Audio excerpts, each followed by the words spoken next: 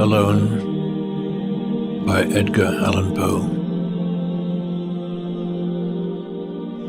From childhood's hour I have not been as others were. I have not seen as others saw. I could not bring my passions from a common spring. From the same source I have not taken my sorrow. I could not awaken my heart to joy at the same tone. And all I loved alone. Then in my childhood, in the dawn of a most stormy life, was drawn from every depth of good and ill the mystery which binds me still.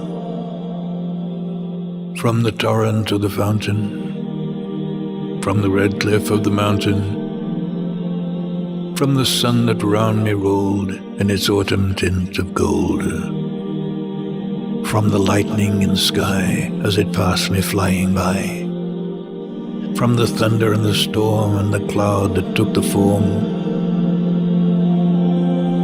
when the rest of heaven was blue,